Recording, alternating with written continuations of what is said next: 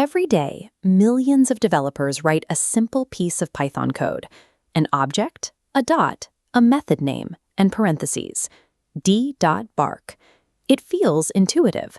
The natural assumption is that the object itself holds this function, that inside the memory space of the instance, there is a piece of code called bark waiting to be executed. But at the silicon level, Python strictly segregates state from behavior. This schematic of RAM shows the reality. Data is stored exclusively in the instance object on the left. Executable code is stored entirely inside the class object on the right. There is no connection between them. Because objects do not contain functions, the syntax d.bark is an illusion. It hides a complex mechanical bridge designed to connect data to code at the exact moment you need it. Evaluating this syntax is not a single operation.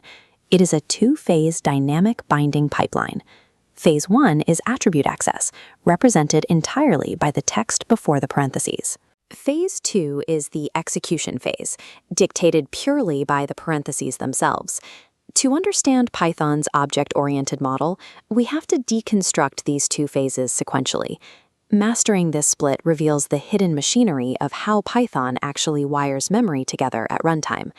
Let's isolate the first half of the syntax, d.bark, with no parentheses. The interpreter's immediate first step is to check the instance's internal dictionary to see if an attribute named bark exists there. It finds nothing. The instance only holds data. So the search pointer falls back and travels up to the class memory block, where it locates a function object named bark.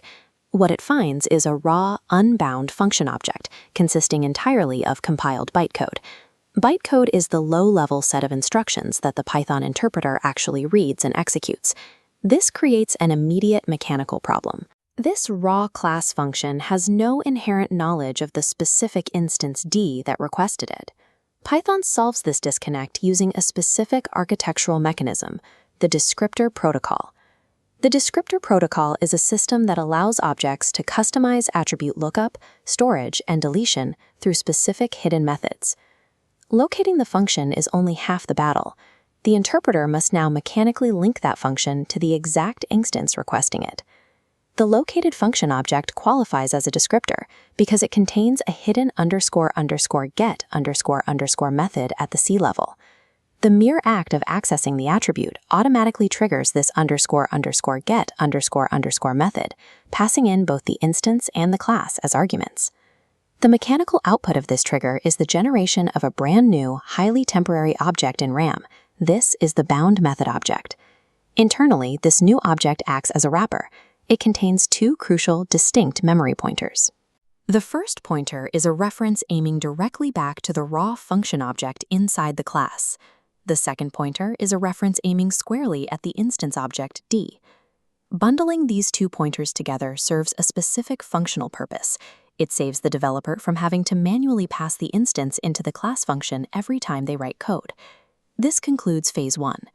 The syntax d.bark, without the parentheses, evaluates entirely to this temporary bound method object, fully prepping the system for execution. Now we shift focus back to the second half of the original syntax, the parentheses. In Python, parentheses translate directly to the interpreter invoking the __call method on the temporary bound method object we just generated. The bound method's __call executes by unpacking the two stored pointers it holds.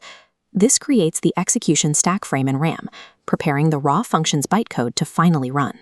This stack frame reveals the reality of self. Self is not a magic keyword or a special entity. It is merely the first parameter slot in this new execution space. The final mechanical step is the __call, automatically routing the unpacked instance pointer directly into that first self slot. With the instance locked into the first slot, the underlying bytecode executes. The value of self is nothing more than the mechanical result of the bound method unpacking its stored instance pointer during the execution phase. Let's bring both phases together and review the complete data flow. In the prep phase, attribute access triggers the __get descriptor to bundle the function and the instance together into a bound method.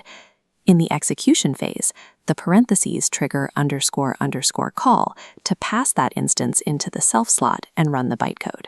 This leaves us with an uncompromising translation of what .bark actually means to the interpreter.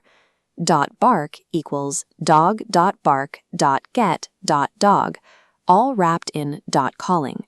This equation proves that execution is nested inside attribute access. It illustrates the absolute separation between preparing a function and executing it.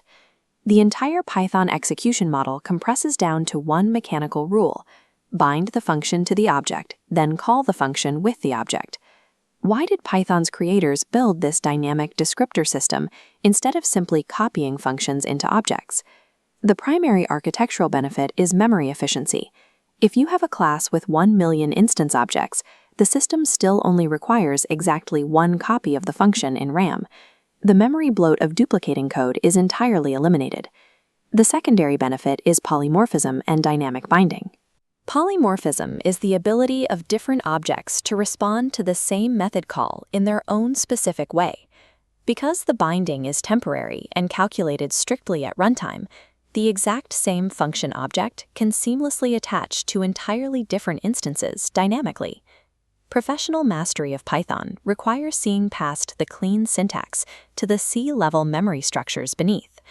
By dissecting the two-step illusion of the method call, a developer gains complete mechanical control over dynamic binding, descriptors, and object-oriented architecture.